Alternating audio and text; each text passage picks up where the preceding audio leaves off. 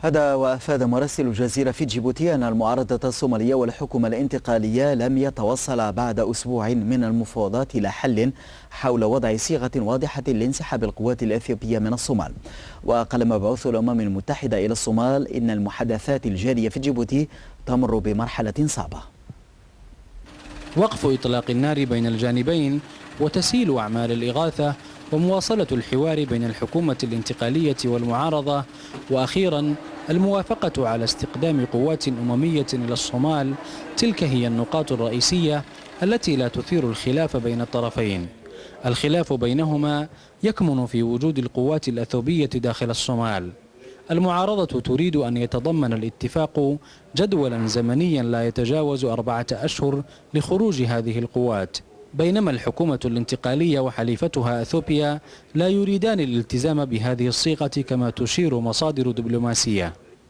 إيجاد جو مناسب لخروج القوات الإثيوبية من الصومال أو مطالبة كل القوات الأجنبية من مغادرة البلاد دون ذكر إثيوبيا صراحة هي المسودة المقبولة من قبل الحكومة الانتقالية.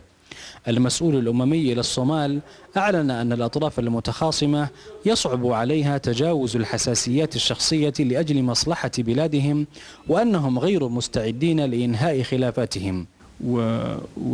وأنا باتصالات مع الإخوان مهما كانت مواقفهم السياسية أو الشعبية، وأن ضروري يعطوا فرصة لشعبهم وللمجتمع الدولي والضيوف أنهم مستعدين لحل سلمي، وهم أمام المجلس الأمن تضامنوا الحل السلمي.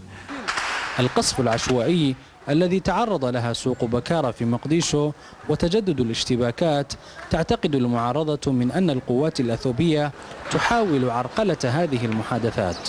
ندين هذا القصف وهذا العمل الإجرامي الذي تقوم به القوات الإثيوبية، وهي ما يتعرض له شعبنا طيلة سنة وزيادة. ومن هنا نطالب خروج القوات الإثيوبية الذين جلبوا الخسارة والقتل إلى صفوف شعبنا. نتائج هذه المباحثات ستؤثر حتما على مستقبل هذا البلد الذي عانى من ويلات الحرب منذ 18 عاما. فهد ياسين، الجزيرة، جيبوتي.